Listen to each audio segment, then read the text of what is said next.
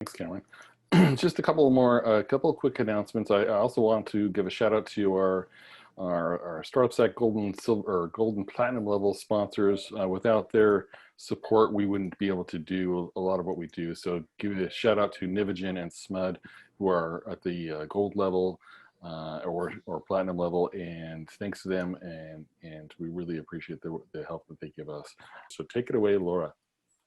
And Jeff, I got the first two links in there. I didn't get the one in for Startup Digest. Okay, I'll do that. So now I got to go find my interview questions again. Let's see. You have to be ready to pivot. All right, so please join me in welcoming Gina Lujan as our special StartupSac Happy Hour guest. Most of you know her as the co-founder and CEO of HackerLab, Sacramento's very first Makerspace. We're so grateful that Gina is a part of the Sacramento startup community. Tonight, we're paying homage to National Hispanic Heritage Month, which runs from September 15th to October 15th. And Gina identifies as Hispanic and Indigenous. And so we're super excited to have her be here tonight and help us celebrate the wonderful contributions that our Hispanic community is making and has made. So on Gina's LinkedIn profile, she says she supports innovation, creativity, and entrepreneurship. Tonight, we're going to learn more about Gina's journey, and you'll have a chance to ask her some questions at the end of the official interview. So Gina, welcome. You're a mom, and hard to believe you are also a grandma. A lot of people may not know that about you, and you certainly don't look like a grandma.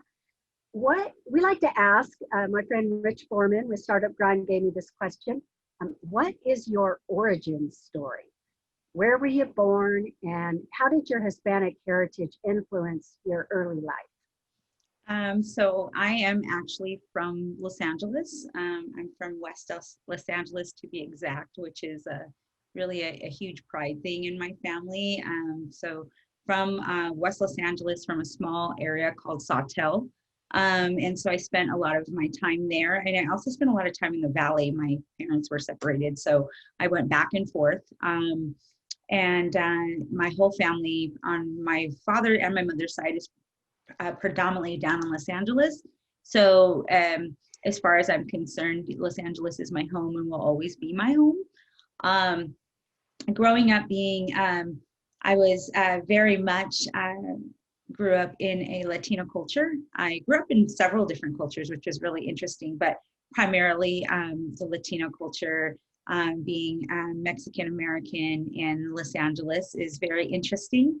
We definitely, there's so many Latins and people of Hispanic heritage in Los Angeles that I didn't really understand the differences. I didn't, because there was just so many of us and growing up. But I grew up, my grandmother and my grandfather are on my father's side are from Mexico, and came here during the revolution in the early 1900s, late 1800s.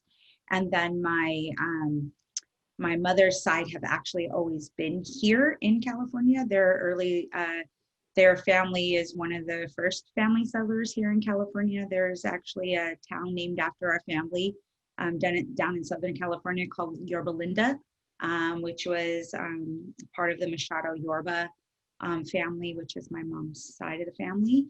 So they've been here for quite some time. But growing up, my mom's roots are from East LA. So I would spend a lot of time going to East LA. And we actually had like chickens and turkeys and corn growing in the milpas in the backyards of these East LA homes, which was really fun. And I grew up with all the stereotypical things that Latins grow up with, which are, menudo and really good food and plastic covered furniture and pictures of Jesus everywhere. That was my family. I wore dresses everywhere I went, and frilly socks and shiny shoes. And I went to Catholic school, and I participated in Mexican heritage dancing classes and culture. Yeah, that was my life. A very traditional Hispanic households on both sides.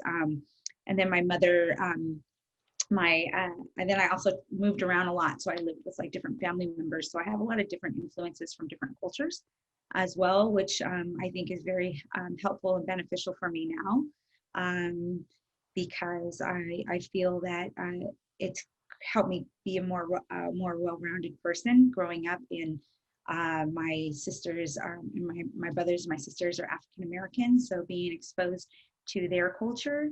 And then I have family that is Caucasian, and I lived in like Orange County, so that was a completely different culture. And then my kids are Asian, so I also spent some time in the Asian community. So I feel very fortunate because I have all these different experiences that make me who I am today. That really personifies when I was growing up, we always talked about America being the melting pot of cultures, and just in your own family, you've got the full melting pot. So very cool. Absolutely.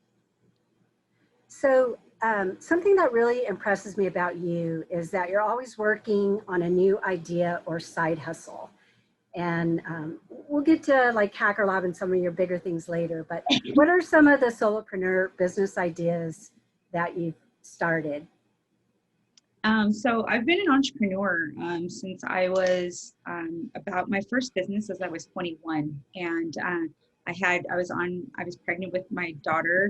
It was actually my 5th child, and I started a business at a flea market, and I had a lot of access to overstock items, so I would take them to the flea market and put them on the table, and I would sell them for really cheap prices.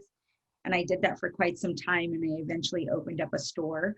And so I had a store selling overstock and damaged merchandise. So I did that for a couple years. I've owned a children's thrift store. I've owned an antique store. I've had a pop-up cleaning business so I could pay my rent. I've done so many different things. I did a delivery service for seniors back in the 90s before Meals on Wheels was a thing here. My company was called Meals on Wheels, and I put flyers all over all the senior apartment places and offered grocery delivery service. So they would call me with their orders, and I would actually spend my own money, pick up their things, and then charge them a small fee to deliver them. And so I had a schedule of buildings that I would go to on the days that I would be there, and that's what I did. So I've done so many different things. I had 6 kids, so I always had to come up with these different businesses. Now it's habitual. Now it's this thing that I just do, that I'm just constantly just doing all these little tiny ideas. It's almost like a hobby for me. So currently right now, I'm actually very spiritual, and I'm a kitchen alchemist. So I do a lot of things right now with herbs and spirituality. So I do kind of like energy work, and then I also do all natural products and sell them, and then also do healing work. So I just do a bunch of stuff. It's like you're addicted to entrepreneurship, right? You see a need, and you go for it. So I've always really admired that about you, and I frequently go to your Facebook page to see, like, what is Gina's new enterprise? It's a little silly sometimes, but I like it. Yeah. So let's get to the HackerLab story, which I think sort of predates HackerLab. I have to tell you, before HackerLab, I didn't really know what a Makerspace was. So that was, you really educated me on that. But what inspired you to start HackerLab, and how did you find your original team? And go back as far as you want to tell this story.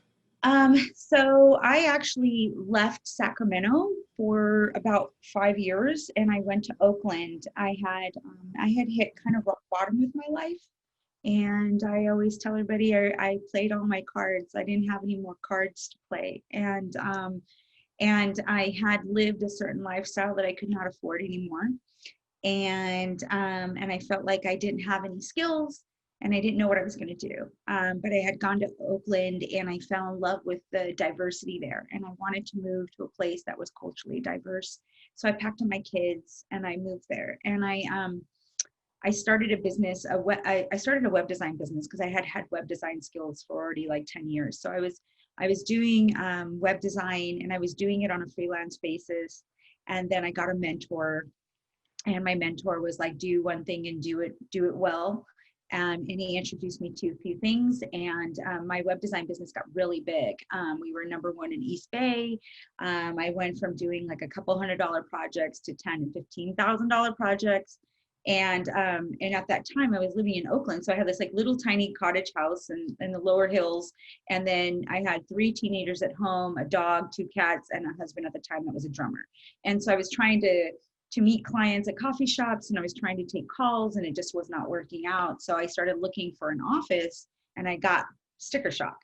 I was like, oh yeah, it's a little rich for my blood. So then I started looking at shared spaces, and there was different shared spaces, and I'm really stubborn like that. I was like, I'm just going to start my own shared space. So I started my own shared space in Berkeley. It was a building that had been abandoned for a long time. I asked somebody, can I rent your building? Everybody was laughing, saying he doesn't rent it to anybody. It's been empty for 10 years. It's a tax write-off. He doesn't like people. I asked him, hey, can I rent your building? He's like, only if you're a nice person. I was like, well, I'm a nice person. And I kind of told him what I wanted to do. And I got the keys like the next couple days and fixed it. And it was like the second co-working space in Berkeley. It was in South Berkeley, right across the street from BART. And I knew nothing about running a co-working space. I didn't know anything about the startup scene at all. I was definitely not a startup bro. Definitely did not have a Google or Facebook background. And it was really hard for me to navigate into that world. So I made some friends with some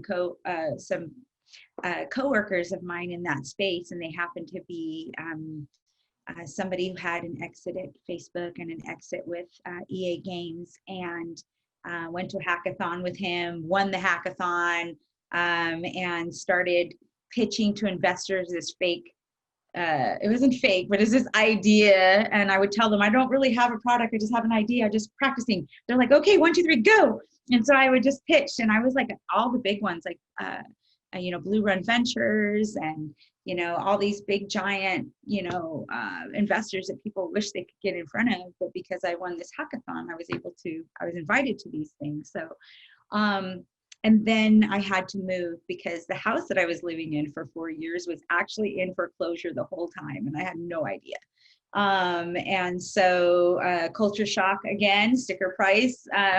My little 1850 house in the lower hills of Oakland was really supposed to be like $3,000. And I couldn't afford the $3,000. And my son was actually involved with the wrong crowd. And I was kind of fearful for his life at that time. So we moved back to moved back to Sacramento, and I needed a place to work. And so I actually went to Cap City. I went to Urban Hive, and I loved it. I was like, ooh, but I'm not that fancy because it's so pretty in there. And I was like, I'm just so kind of scruffy. So I was like, yeah. And then I went to the Think House, and I was like, that's too quiet for me. And I felt like Goldilocks and the 3 Bears. And I went to Cap City, and I know that if Cap City would have been open, that would have been my home. Because it's a very relaxed atmosphere, it's very casual, a lot of like non-tech kind of entrepreneur type people in there, but it was under remodeling. So I didn't get to meet Jeff yet, and I didn't get to start, join their co-working space. So again, I said, I'm going to start my own. So I put an ad on Craigslist, and I said, I have all this furniture and I have the experience and I can run it, but I have no money, but I would love to start a co-working / HackerLab, Hackerspace. I said hackers, founders, and startup enthusiasts. I'm looking for, some partners who want to help me open a space in Sacramento. I'll run it. I just need some help. And 2 people showed up within the first week. I got a lot of funky emails, a lot of like, hey, can you hack into my computer? My wife's cheating on me. I got a lot of that. And then I got my first email was from a woman, and she was a software developer. And she said, I just love this and I just want to support you. And I need a desk. She didn't really need a desk. And then I met our first co-founder, which is Charles. And Charles, we had lunch. He was like, I'll do anything I can to help you. You've got my support. And within a couple of weeks, they actually went together and secured our first office, which was above a bar called Pangea in Curtis Park. And we had our first meetup a couple weeks later, and our first meetup had like 30 or 40 people, which was pretty, and we had it at a coffee shop, and was actually really good turnout for our first meetup. And the interesting thing is that I had come from the Bay Area, so I came with this mindset of what this space was going to look like based on my experience in the Bay Area. And I thought, oh my God, there's going to be a bunch of coders, and there's going to be, a bunch of startup bros, and they're going to want to make all these web apps, and they're going to make the next Facebook, all these things. And when we had the meetup, it was a bunch of makers. It was all makers. The whole thing was makers, community-minded makers. And I didn't know what the word maker was. I just was like, there's people in here that actually make things. And I had realized at that time that I had to throw away everything that I was thinking it was going to be, and everything that I was going to try to make it be, and let it be what they needed it to be. And that was our first cohort of HackerLab. We rented out our first desk that night, and then we rented out another one. We got our first female member. She was a data person. We got a couple startups in there that were tech. Then we also had this following, because my co-founder is he's information security, and then he's also a hardcore DEF CON maker. And then I finally met Jeff. I can't say enough about Jeff Louie. Jeff Louie picked up the phone and was like, hey, welcome. And that is like a class act, because technically I am his competition. And he was like, welcome, how can I help you? I want to see this work.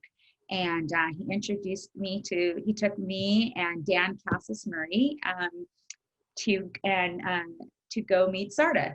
So at the time it was Meg Arnold and Laura and Eric, and we met with Eric, and Eric was like, dude, this is so exciting.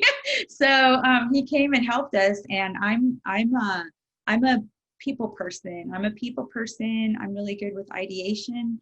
I'm good with program development, but I'm not so good with the operational stuff. And so Eric was really helping with those types of things by helping support us as an organization, which was the function at the time of SARTA, is to help tech organizations thrive. And so he was helping us with that, and he became our co-founder. We had our first hackathon in Sacramento, which was the first public hackathon in Sacramento. There was like 100 people there, which is actually really good back in that time. And we knew when we had that hackathon, we had a community and we had something to do. And so, HackerLab was born, and we had to move, and we didn't have any money, any credit, or any experience. And so we took all our cohort people knew that we wanted to get a space. So we all dreamed together of what this space was going to be. We mapped it out, what we needed, and we started looking, and we still didn't have any money. We had no money. We were looking with brokers and had no money. And, but we had an idea. So we actually found the place, and everybody crowdfunded for the cost. We negotiated a really low lease, which was on I Street. It was like $2,000 a month for 10,000 square feet, which is unheard of in Midtown. And everybody rented offices, upfront, paid for 6 months at a time, bought furniture. Everybody was dragging in furniture. Everybody was dragging in equipment. It was really great. Uriah Faber paid every year, a year in advance for like 3 or 4 years just to support us. And he had an office there. It was great. It was such a great community project. And that is the foundation and core of HackerLab. Is we it was we are, and it is, a community-based organization. Everything that it is isn't really a reflection of myself. It is a reflection of the people that participate in our community and have created this organization that really is all encompassing. And that's what I'm really proud of that. Like, I'm super proud of the fact that we are truly a community space. That has always really struck me about HackerLab. I mean, you have the community painting your walls and moving equipment. I mean, it was not like some other co-working spaces where basically it's like a real estate project. So this is something from the community. And for those of you who don't know Jeff Louie, who Gina mentioned, he's the founder of Cap City. And Cap City was the very first co-working space in Sacramento. They actually opened before the Urban Hive. And I think their first location might have been where your first location was, Gina, above Pangea. I'm not positive. It was. Yeah. So very super exciting. And, you know, over the years, we've seen HackerLab, you expanded at one point to 3 locations through partnerships with Sierra College and the city of Rancho Cordova. Recently, you've moved back to a Midtown location and closed the other ones, which I don't know the whole story, but I think it's not necessarily COVID related, but COVID has definitely impacted co-working spaces. I wondered if you wanted to share anything with us about, you know, how you guys are powering through this pandemic year. Where I can honestly tell you, I go to bed every day and I'm like, oh my God, thank you. I can't believe, you know, that we're okay. You know, when COVID first hit, I was like, oh my God, you know, like, what are we going to do? You know, we're a people space. And that's really the best part of HackerLab, is we're people oriented, and the community and everybody being together. It really is a space for outliers to find each other. You know, so we went into, like the day that it closed, we just went into triage, and we were like, okay, what are all the things that we could do that would be important to respond during this crisis, and how can we use that to be able to keep ourselves afloat. So we were looking to be responsive and solve problems, as well as you know, putting food on the table and keeping our doors open. So, you know, we were able to, we did PPE. We had an organization come into HackerLab. Some members got together and turned HackerLab Rockland into a full-fledged manufacturing of PPE. And that was a community effort of different colleges, our volunteer members at HackerLab, the team that actually originally started it, and hospitals. So they were partnering with hospital organizations. They actually ended up distributing 40,000 PPE, plastic protective shields for that went across the nation. So we were really, really proud of that, and that helped us kind of stay afloat and have us. We were considered essential work. So that was really good. And then we responded by providing services that were related to supporting small businesses. And so we're in the middle of doing those right now, which are basically programming to help small businesses pivot and to counsel with small businesses that are primarily brick and mortar and services, and brick and mortar and service related businesses who may not understand what it takes to get their presence online and how to do social media. And we're here to help support them and navigate with that. We're also doing some workforce training stuff around PPE, and responding to our Latino community, that is our essential workers and also migrant farm workers. So we're doing all those things, and we just put our heads down, and we're never had kind of like a gloom and doom. We were more, you know, let's just keep going, and let's be positive, and let's be a solution. And so, you know, I'm very spiritual, so I'm like, by the love of God, you know, we're still alive, and we're in a good position, and we're doing good work. So I think that being solution orientated and seeing how you can help energetically and also business wise is a good move for anybody. And from what I know of your story, that kind of defines your life, that's who Gina is too, that you're always looking for um, the way to survive and make the world better for yourself, but also for other people. You do quite a bit for other people. So we thank you for that in the Sacramento community. So one of the questions with this counseling that you're doing with a lot of brick and mortar, take it to our community is a lot of tech startup founders, early stage.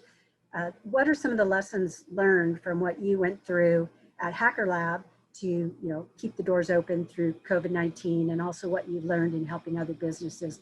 Is there any particular advice that you would give to founders of, say, an early stage pre-revenue business on what should they be doing right now? I believe that a lot of it is really has to do with your mindset and just being as positive as you possibly can, and being creative, and really understanding that there may be a need to pivot. And this is and then looking for opportunity. Always try to make an opportunity out of something, even as gloom and doom as it is. Town Today is a good example. Adrian had an idea to create a app, which is so funny because that idea is what I won my hackathon on, is basically what to do for people in the local community. And then when COVID happened, he responded, and he's pivoting to something that's helping people locate food during COVID. So I think looking for the opportunities and being as positive as you possibly can.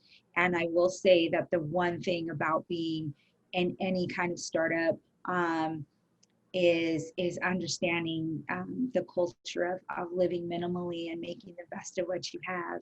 I had to basically start all over and ride a bike to get to where I'm at today.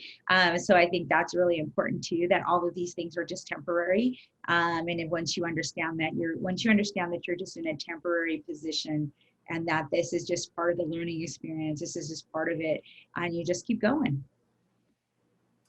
That's great. I want to give you a chance to talk a little bit about some of, I think the right term is like social entrepreneurship projects, or just really giving back to the community. And Operation Innovate and Code for Hood is what comes to mind for me. But I know that you also give a lot in, you're on boards, go to meetings all over Sacramento for, workforce development, helping kids learn STEM skills and those sorts of things. Can you tell us a little bit about what drives your passion there, and what are some of the projects you've worked on in Sacramento? So I think my passion is, and I think that's really important. An important message is your passion, is to do whatever you do in life to make sure that it is your passion, that it is something that is really important to you, and that when you're doing the work, you can actually feel it in your core. And I believe that is the core for me is people. I really love to help people.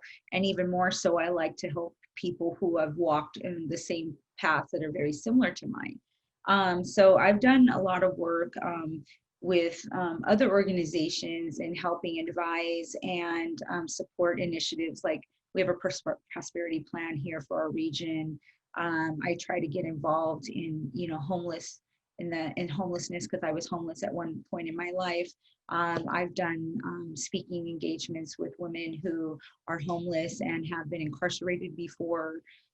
So I've done a lot of different things. And the work that speaks the most to me is when I'm doing that work. I think that I'm very fortunate to have HackerLab, and I think that it does a lot of really great work. But I also look at it as a vehicle to do the work that I really do love to do, which is really working with people that deserve an opportunity and need to see that that what they're going through is just a life experience, and that whatever they're experiencing is just a tool. It's part of their tool set for their next level in life. So so I've done a lot of work around just people that need to understand that. One piece in each one? Oh, no. Just put as many as you can. Oh, Jeff, if you could put, yeah, thanks. So what was my train of thought there? I was going to say that your passion seems driven by your empathy for the situations that people find themselves in. And I think that's really admirable that you choose to give back in that way. So I've asked my list of questions, but I may have missed something that you really want to say. So I'm going to open it up for that while people think it, and then we're going to open it up for questions from other people. So it's your chance, Gina, to share what I didn't ask you about, and then we'll get to questions. I think for me, like the only thing I want to say is that I think it's really important that people really understand what's happening right now is just temporary. It's not going to be forever, and that if you can find a way to help and be a part of the solution, that you will actually find opportunity for yourself. And I also believe that every single thing that we go through is very beneficial to us in our present moment and us tomorrow. And so no matter your situation, I think it's, no matter your situation of what's happening right now, believe it or not, that is something that is going to be useful to you later. The song from, what was that movie about the ship that turned upside down? The Titanic? No, not the Titanic. The Poseidon Adventure. Oh. At the end of the movie, they played this song about, I can't even remember the song. Maybe somebody else You're does. showing your age there, Laura. That's I know, but it was about like, you know, like there's a new dawn and the day will, I'll have to go look that up and play that for you. So thank you so much. Yeah. I'll go do that while we get into the questions. Jeff is moderating the questions right now. So we do have a couple of hands raised, and Dolores gets the first question. She had her hand up first, and following Dolores, we have Waverly. Hey there, everyone. Gina, you were kind enough to share your kind of experience as a Latina entrepreneur with me and the others in the breakout. And I was wondering if you could, I think it would be beneficial to share that with others, if you would. I know I found it very affirming as a woman of color, you know, trying to, with an idea. So if you could share that, I'd appreciate it. So I can honestly tell you that, you know, yes, being, growing up, I never really was like, oh, I'm a Latina woman. Never, you know what I mean? I've always identified with being Hispanic, yes, and indigenous, but it wasn't actually until I was in business here that I've been, you know, I'm the token Latina tech woman. That's me. And so, you know, whenever there's a board or whenever there's like a meeting or a board, or we've got to fill something out, you know, we need to have a certain head count of people.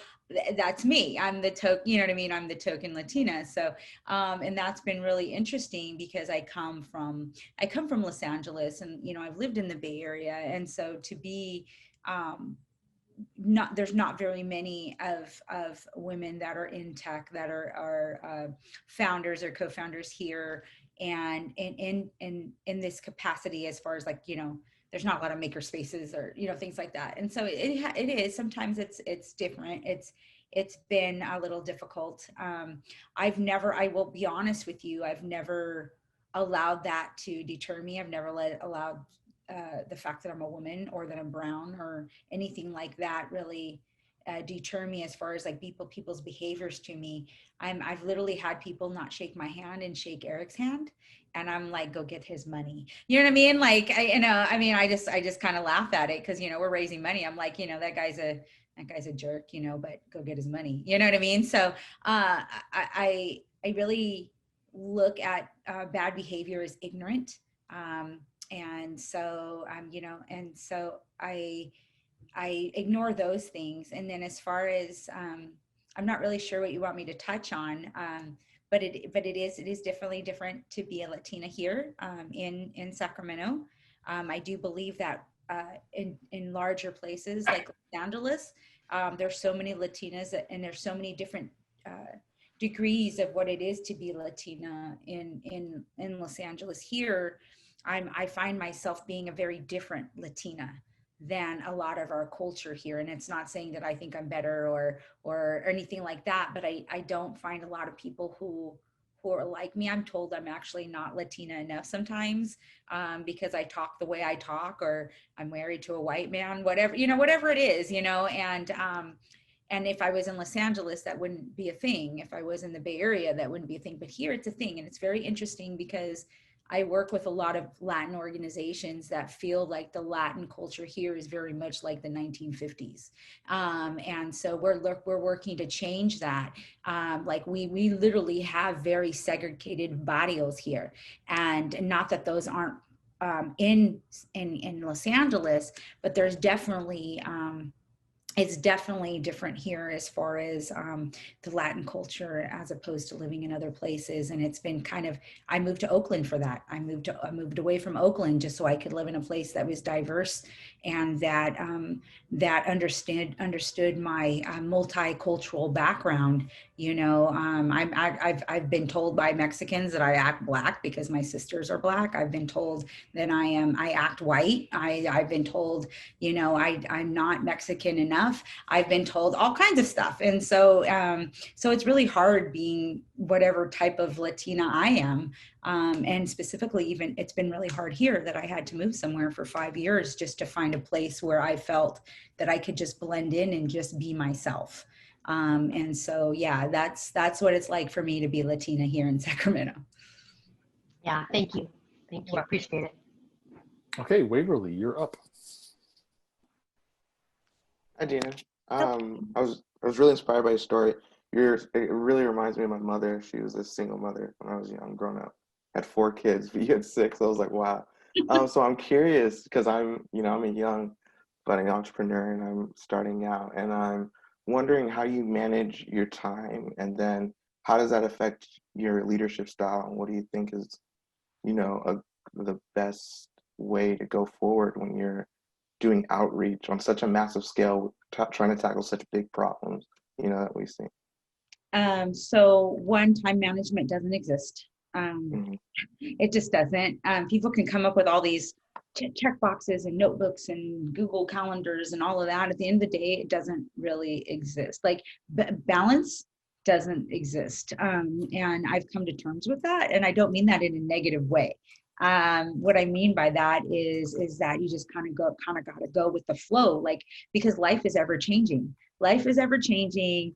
Things happen, and so you can't go by like whatever your time management is or whatever your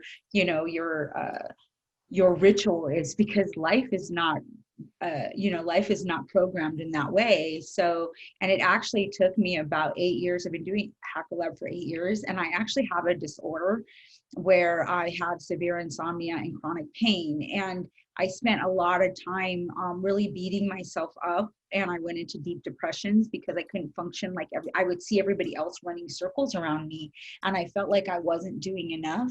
And I went into some serious deep depressions about that.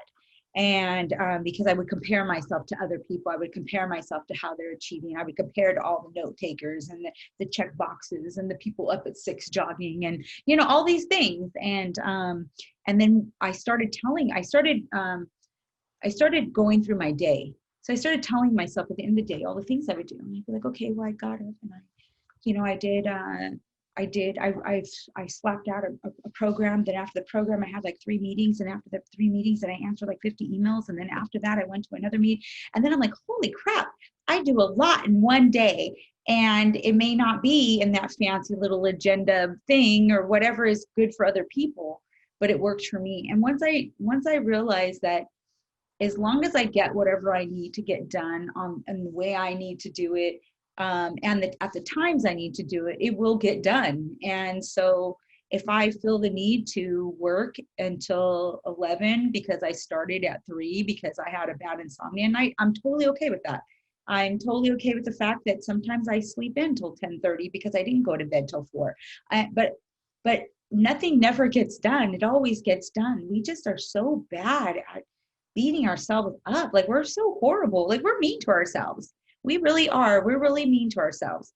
And so if you really look at all the things that you accomplish in a day and you can do it your own way, you can do it in your own fashion, and it's okay. Like, that's really how I get things done now. I'm like, it's okay, because I did all that in one day.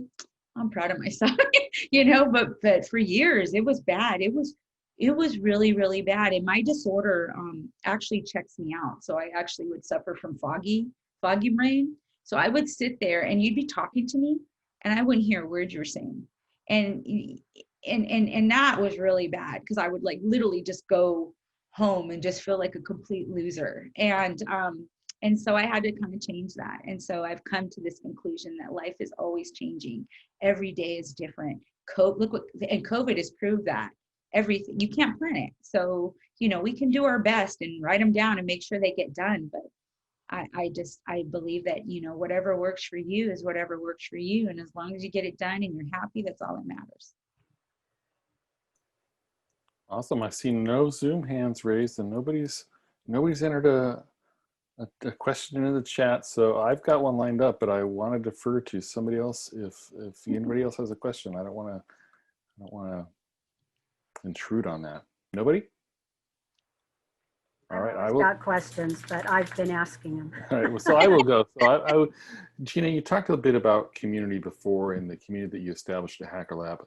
And I've been really impressed with what you guys have done to establish that community and the startup community here, and the meetup groups and the startup events that you host there.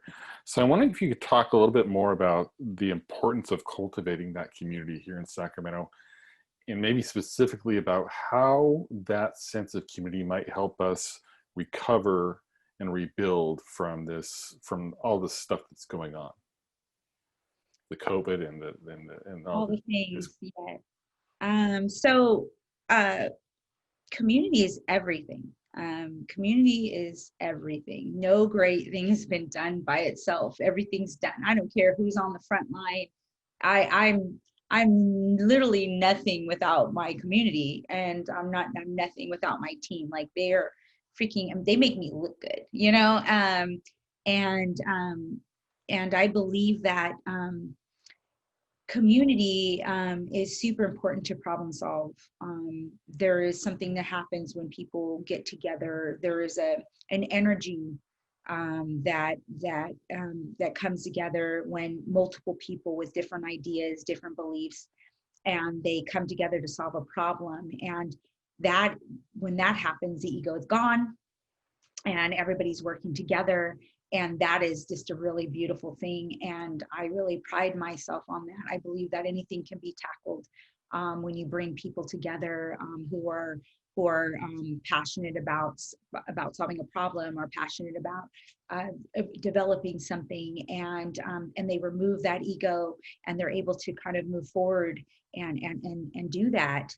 And I believe that getting together and just having groups of people talk and come up with different things on what's going on in their lives is actually like super important right now. I think even just having groups of people coming together to talk about what's going on in their lives, you'd be surprised on how many problems you could solve just by talking to people about that.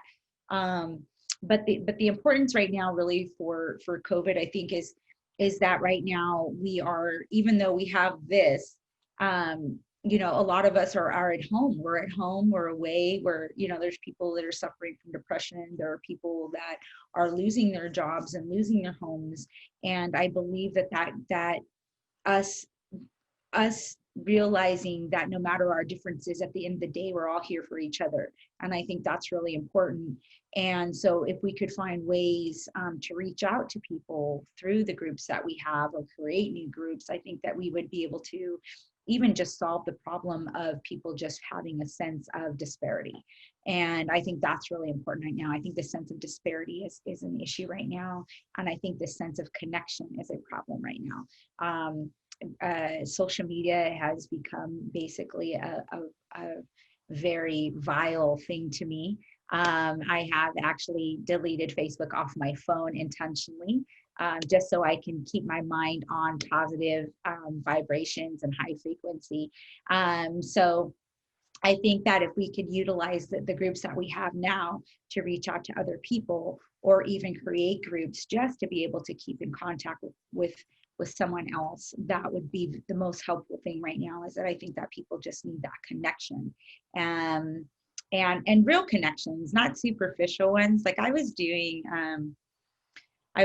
some women happy hour stuff, and it was really fun for a while. Then after a while, it just got really superficial, and I don't have time for that. I like real, solving real problems, talking about real conversations, and doing real things. So yeah, that's what I would use. That's what I would use a platform for, is to find ways to be able to support people for whatever they need to be supported for right now. Awesome. Thank you. So, and we've actually had 2 more questions come in. Buyer, you're up next. You said, what city did she start her business in? I think she's done several cities, but I think what you're really getting at is how is that compared to the Sacramento area? And if I'm getting that wrong, maybe chime in and elaborate on that a little bit, Buyer.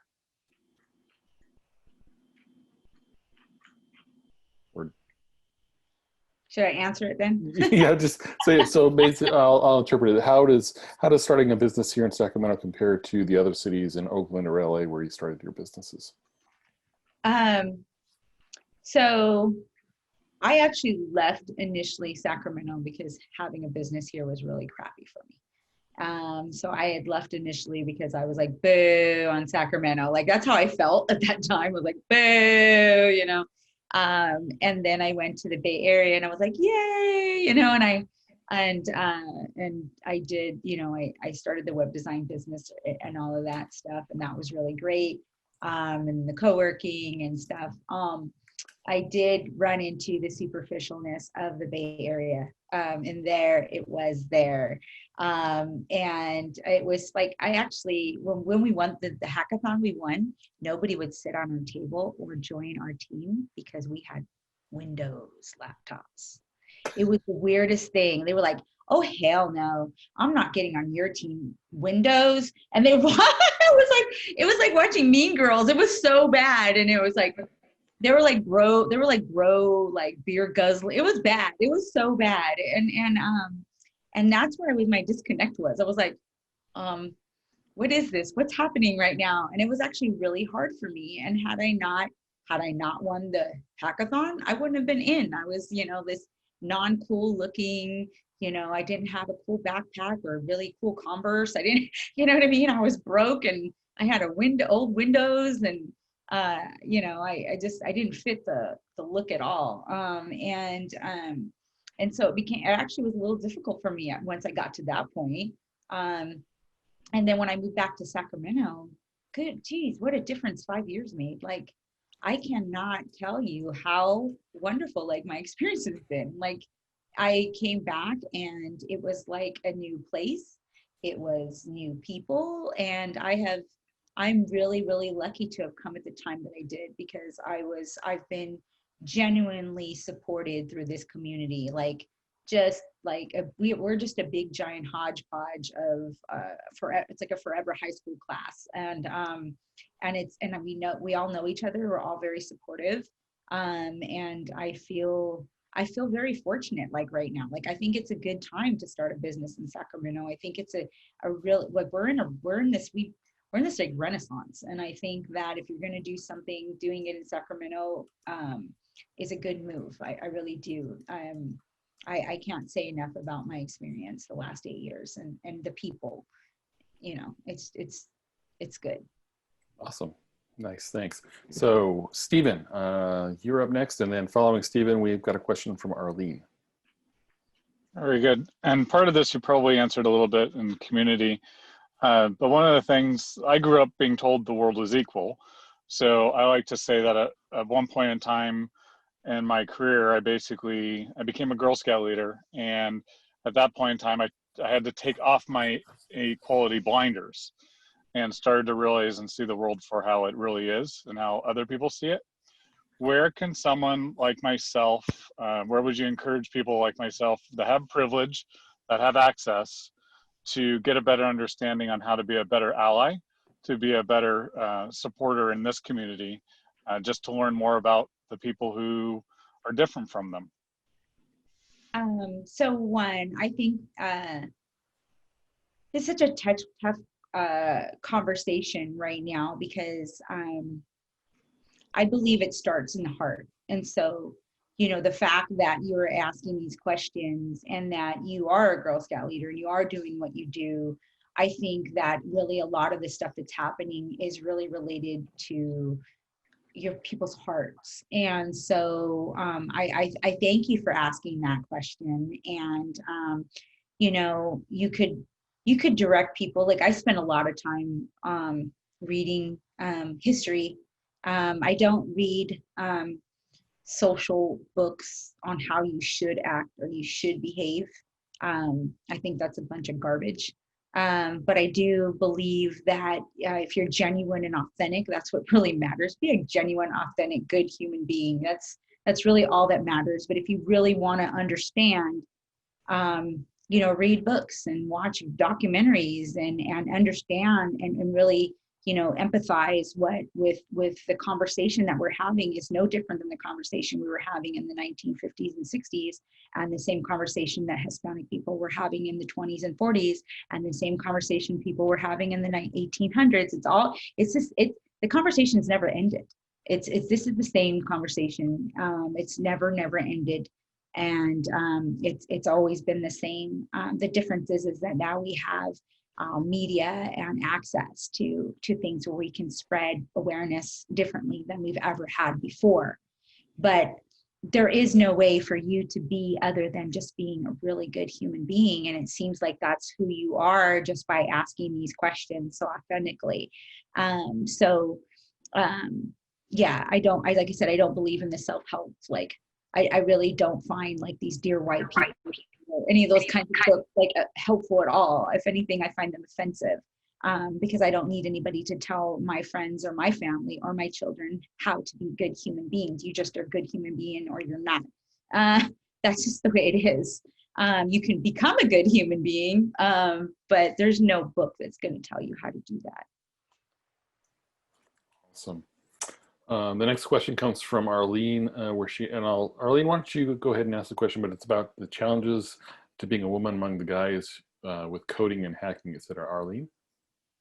Yeah, I would think that it's challenging. I know you mentioned being Latina and all, but just being a woman in that environment, I would think you were outnumbered. And was that challenging at first? Has it gotten better now? Like you said, when you came back to Sacramento, it's definitely, I'm getting the sense it's far more community oriented. Do you still encounter it, or is that all resolved? You can look however and be a good tech person. You know, that's what's interesting for me, is that I think I'm such a bull. I'm kind of a bull. I'm kind of a jerk sometimes, I think. I don't know if that's the right word, but I don't take that mess, and I don't even observe it. Okay. Like, I just don't. Like I said, I had one gentleman who's a cowboy out in Woodland, and you know, you know, I went to introduce myself and they walked right past me and went to Eric, and I was like, go get their money. You know what I mean? Like, I was like, what a bunch of bozos. You know what I mean? Like, yeah. I was like, you're like, I almost like, oh, you're funny. Like, you're just like, I didn't, you know, it just doesn't register with me. It doesn't register with me. Yeah. It just, I'm like, yeah. So, and I'm not saying this counts women. No, I understand that stuff is real, but I don't have it. I don't take it.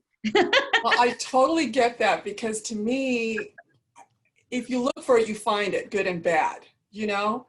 So if you're coming across as you're open to them, you're not leading with anything, your agenda, you know, who you are, you're accepting of them, that same energy comes back, just like the gentleman you were just talking to, you know, just what he's putting out there. People are open to that, you know. if the intention were condescending or patronizing, no, we're not going to receive that. But that openness that you have and just, we're here to get it done, then I'm sure people just, okay, well, clearly she's qualified, she's speaking the lingo, etc. And I was hopeful that that's how it worked. But, if you're a boss lady, you're a boss lady. Gina. I'm a chingona for sure. There you go. Awesome. Thank you. Thanks, Arlene.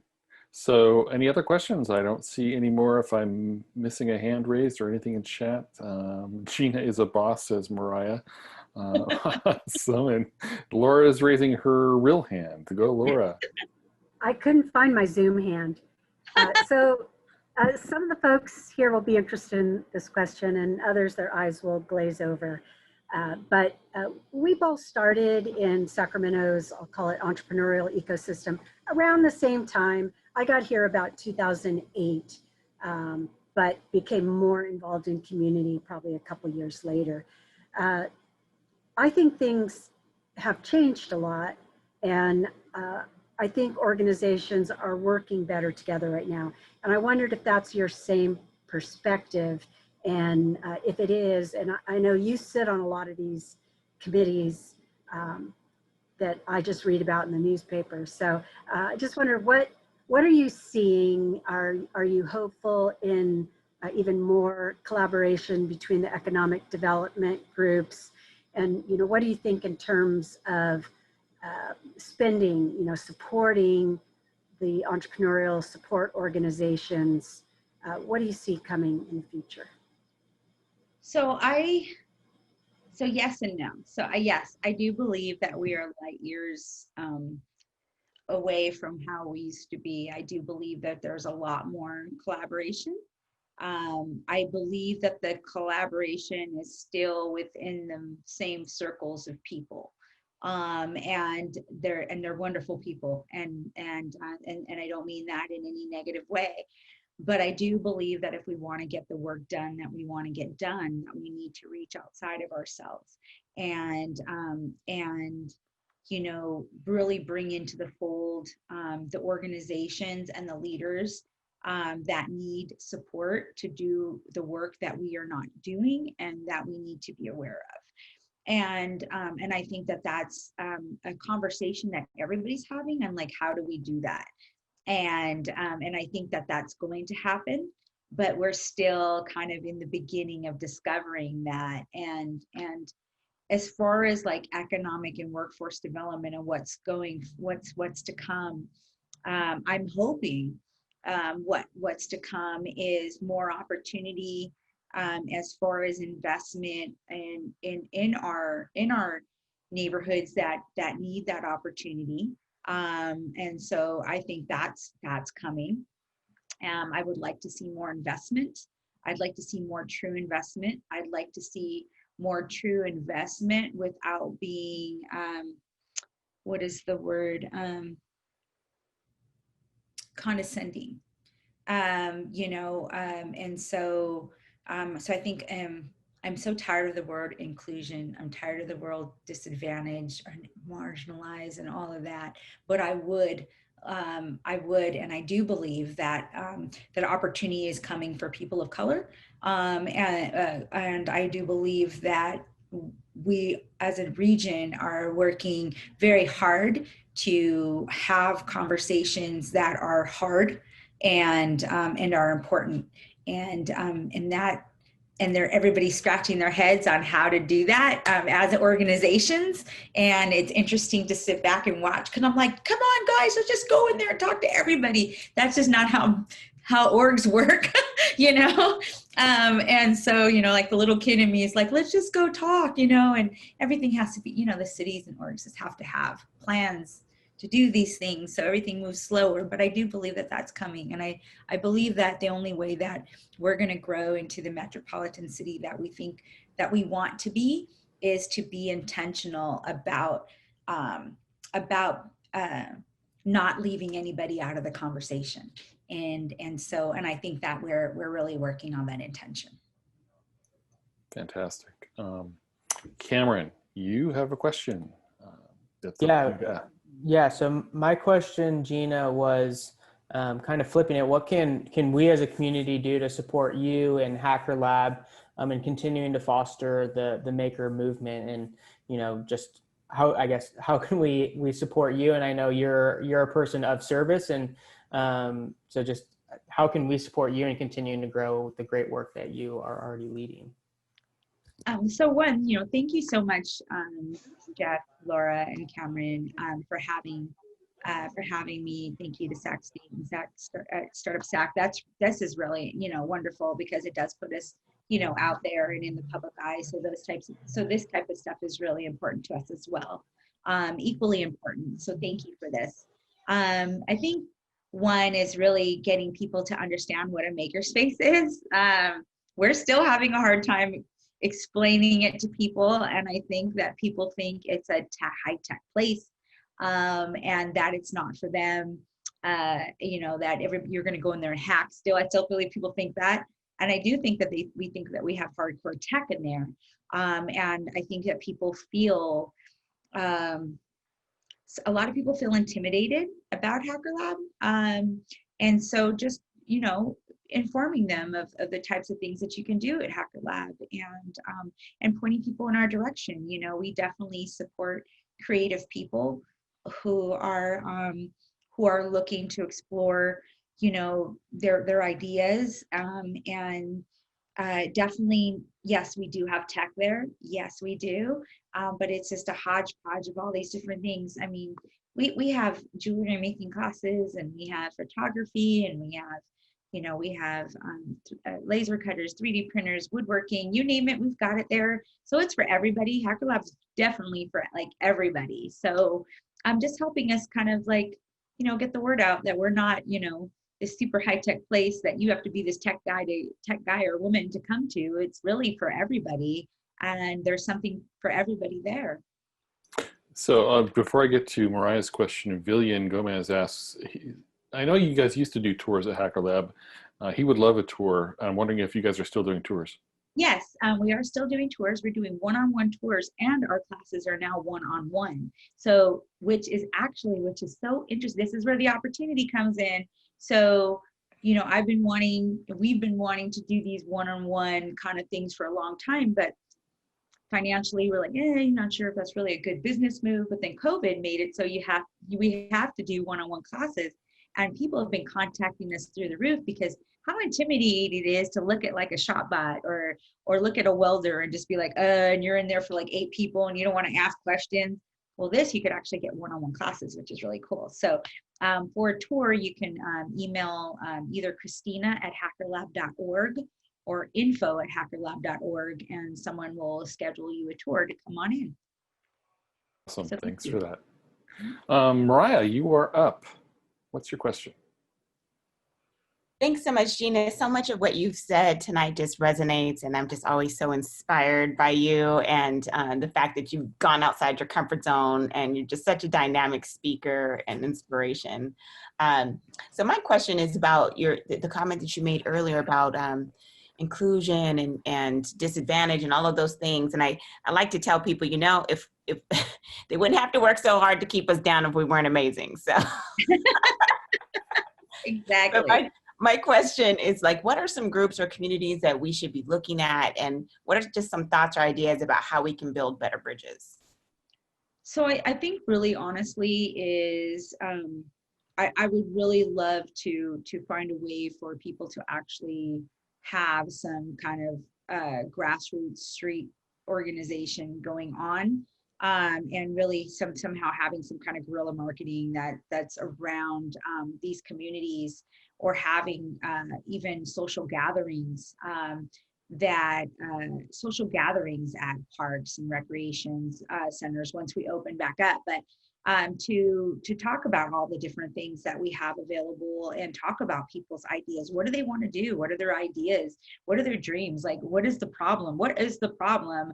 I don't think that I think it's important for us to go into our neighborhoods and have these conversations. And I would love to do that. I know Jackie Cole's doing a lot of that with VG Consulting, and which is really amazing. And and she's doing a lot of that work with the city, but we need to do that times infinity. We need to have conversations. We need to be intentionally community minded. And what does that look like? And we, as business people looking so prim and proper, we need to just be uncomfortable. We need to be uncomfortable, and we need to go into neighborhoods and have genuine conversations. And so that's what I think organizations can do is for us to go outside of our comfort zone and put ourselves in these tough conversations and be open to authentically listening. And then I think then we'd be able to find out how we could help. Is that basically community, neighborhood-based kind of ideation and brainstorming, dialoguing kind of idea? Yeah, like dialoguing, yeah, and having and not just having these like town hall that says come to town hall to talk about workforce, or no, like let's have have something that is going to bring people together and make that part of the conversation. You know what I mean? Like have open conversations, but I don't think any, you know what I mean, like a workforce, or I think that building friendships and building communities within the community is really important. And I believe that a lot of people don't show up to these things because it just looks like a bunch of suits coming in and telling them what they want, what they think is best for them. Like I've lived in Oak Park. I'm from Elder Creek. I'm District 6. Like, you know, I don't want anybody telling me what you think I should be doing or what you think is best for me. Like, I want to tell you what I want to do, and I want to tell you about, you know, my plans and what I need to get there. But I don't need anybody coming into my neighborhood. And my neighborhood is literally 76th Avenue, 52nd Avenue off of Elder Creek. That's my neighborhood. That is, you want to talk about poverty? That's poverty. And I'll tell you that people don't want you coming in their neighborhoods and telling them what's best for them. We want you, if it's genuine, authentic community building and conversations that is needed. Okay, let's see, I'm not muted. So Mariah has a follow-up, and then we go to Waverly has another question. Speaking of community, I had the privilege of visiting one of the programs that you helped to create in Hack the Hood. And one young lady, she just comes to mind often, and she developed an entrepreneurial idea to help families, and her inspiration was military families that are separated to be able to watch movies together. So she pitched around that, and now there's, you know, some things that are very similar to that. So you know, when you're mentioning going out and like talking to people in the communities, one of my other questions is, how do you feel about like the threat of appropriation and,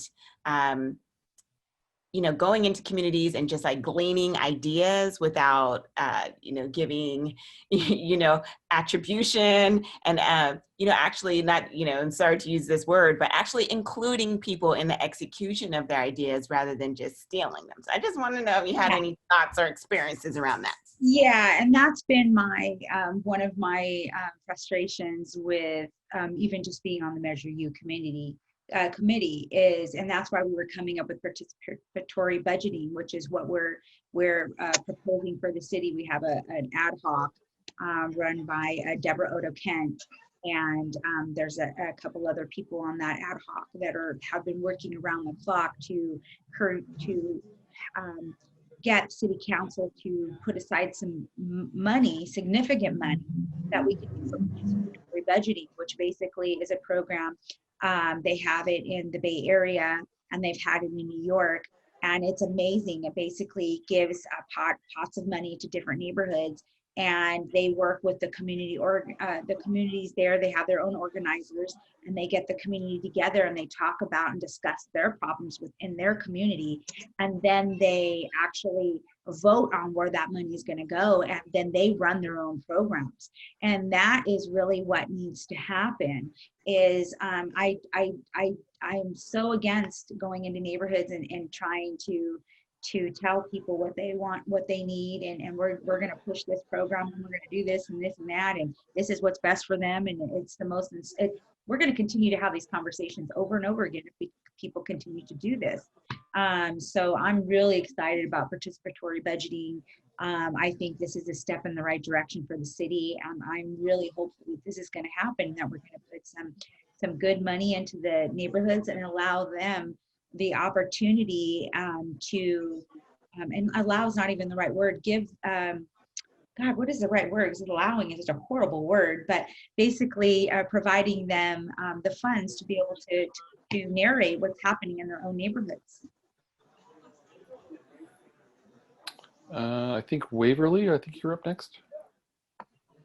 Yes. Hi, Gina. I was wondering if HackerLab had any partnerships with Sac State Engineering Department, because I was interested in getting involved with HackerLab, and I know that there would be a bunch of people who would love to just go in and use a lot of the equipment. So we used to, and we may still. I would tell you to email Nile, Nile at hackerlab.org. Nile, like the Nile River, at hackerlab.org. He is our CTO, and he put together a Sac State engineering program. And what we did is, what he did is, this was before he was a HackerLab employee. He basically was able to get a bunch of engineers from Sac State, and if they were able to get a bunch, we were able to help them kind of have a cohort group amount instead, and then they had their own little, team at HackerLab of all these different engineers. So please email him. We love Sac State, and we're always trying to find ways to continuously be in synergy and collaborate with them. So please email them. I'd love to see you at HackerLab and be involved. We also work with the engineers at Sac State to volunteer at Code for Hood, and Code for Hood is a youth organization that helps empower youth, lower income youth, and we've had engineering students from Sac State there. We were fortunate to have Nick Hastings on our Code for Hood team before he had started Square Root Academy. So it's a great program to be involved in. So please email us. Yeah, I see Professor Dahlquist is on here, so I'm going to speak with him about it. Awesome. Thank you so much. You're welcome. I've got a question that came to me privately that I'm going to rephrase slightly to try to keep it somewhat politically correct. In light of sometimes seemingly, let's just say, frankly, federal lack of leadership in responding to COVID, are there ideas that you have that the startup community can do to counter this threat to American lives that COVID presents and the lack of leadership that we're seeing at the highest levels? What can we do at our level? So one of the things we're so proud of is, and I will say that about even the startup community in general, is that there's definitely an energy in the startup community of like how we're problem solvers, and we're definitely a group of people who want to create change, and so that just makes my heart feel good. But I would say is to be able to find solutions to the problems. If you go to the Sac County website, you can see all the numbers there. So one, if you were in data, you could actually do something with the data that's available as far as we have air quality issues if you could paint a picture, even a map, that is more easily to be read and create a narrative for air quality issues in lower income neighborhoods. And air quality is actually affecting COVID right now because the respiratory issues that children are born with. There are more asthma cases in South Sacramento due to the fact that the air quality is so bad, and there's no air quality monitors in South Sacramento. You could also use the data on all the different on the deaths and the sickness and the people who are sick, and use those demographics to create some type of narrative and tell a story. You could help create face masks and PPE. That stuff is still highly needed. Small businesses do not have money, and the county and the state and the feds are not giving enough. I know our city is really working hard to provide that stuff, but it's not going to be enough to go around. And then there's smaller businesses who are not informed of what is happening that are part of the Metro Chamber, that are part of the communications of the city, that are in the know. And so if you go down the Franklin Boulevard corridor, you go down Stockton Boulevard, you go down to El Paso Heights, you're going to see business after business after business who is not COVID ready, who don't have the money because if they're alive, oh my God, so, do they have plastic windows? If you're a maker, can you make plastic windows? Can you sew masks? Can you, what can you do to solve those problems? So I think that the possibilities for the startup community in a whole are endless, and getting involved with, there's a CRLAF, Juanita Ontiveros. She runs an organization that helps all the migrant farm workers here, and the migrant farm workers, and that's what our HackerLab program is trying to address, but we're not going to be able to handle that whole conundrum. And is that migrant farm workers, people who put food on our table every day, are working in close proximity of each other, and then they have to go into these things called sorting shacks. And in those sorting shacks, they're breathing heavily, and they're sorting, and they're really close to each other in this enclosed thing. And the face masks that people are giving them, they're too heavy for them to breathe. Like they're working like in these hot conditions, breathing fast, and then you've got this mask. So like, how can you solve that problem? How can you create something that's easier for people who work heavy labor, like my husband who blows bark all day? Like, that's my husband's job. He blows bark all day. So he's outside in 100-degree heat with a freaking 50-pound thing on his back. He has a hose that's like 40 feet long and bark's coming out of it. And he's got it. Yeah. And it sounds comical, but he's trying to breathe and he's got this mask on, and it's required. So how do you create a solution for that? So really looking at the problems and then trying to see what is your capacity to sell them and sell them to fix them. And I think that we have a very talented community. We could totally do some really cool stuff. I love that answer. It occurred to me, when you guys, the PPE stuff was going on at HackerLab and it was going on at Makerspaces around the country, a networked, non-hierarchical response to the problems, because frankly, the hierarchical response was failing us. Yes. So let's see, I think that Dolores, one thing I did want to mention, you mentioned a few things that brought up Code for Sacramento. Is a great resource for people to get involved and solve community problems. So Laura put that, or Cameron put that in the chat. Cameron put Code for Hood in the chat. Laura put codeforsacramento.org in the chat. We're getting close to time here, so I'm gonna. I know Dolores has. I saw a question from Dolores. We'll have that be the next to last question. And if everybody else has a last question, please raise your hand and plop it in the chat. But Dolores, if you'll unmute yourself and ask your question. Hopefully I'm saying the right person. I think it was Dolores. Yes, it was Dolores. Thanks.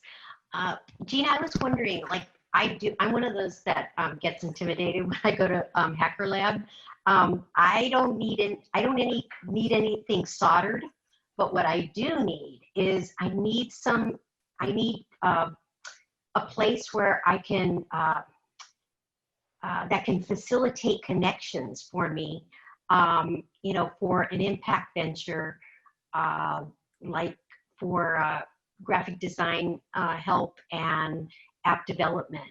And that's the one thing in Sacramento that's been really tough for me to find. And does HackerLab provide any of those connections? So we don't do, and I learned this, okay, so this is going to be I learned this a long time ago. So when I first started my first startup, my first co-working space, I'm a front-end designer. I know HTML, CSS, and some PHP. Okay. So, but the idea I had was very technical. And Jonathan Nelson is the founder of, him and his wife is the founder of the world's largest tech meetup. We have like 700 and something thousand members. It's called Hackers and Founders. They're very good friends of mine. And I remember telling him this, and he's like, I'm going to tell you like I tell everybody else, you got to learn to code. And I know that sounds really astronomical, but there's a lot of things that you can do to get your idea at least to get it wireframed. And I really, really, really encourage you to kind of take those steps to understand the entry-level process of that. And if you want to email me, I'll send you some tools to at least be able to wireframe your idea. And then if you want to meet a technical co-founder, we used to do co-founder dating when we first started, and we would basically let people pitch their ideas and then match them together. We don't do that anymore. We haven't done it in a long time. But going and participating into groups like Laura's and Jeff's, where you're meeting other startup founders is important in creating relationships. So if you create friendships and relationships, you may find somebody you click with who has the talents you need. Same with going to other meetups and really getting yourself out there to get to know, because no one's going to just jump on your stuff unless they know you. So being out there and really getting to know people and letting them know, because what you're doing is actually really wonderful. It's a wonderful, wonderful idea. I think it's really needed, and I think you should keep going.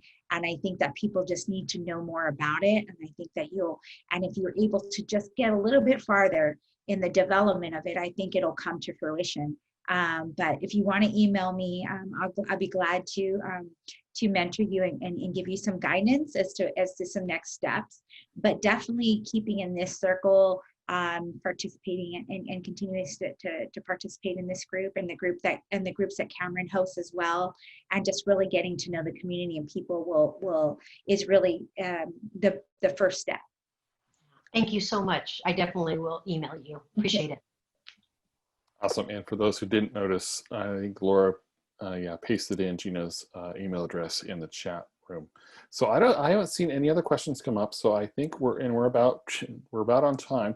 So I basically just want to end this and say, Gina, are there any last words? Do you want to throw out any contact information in addition to your email address, HackerLab's address, Code for Hood address? How can people connect with you and learn more from you?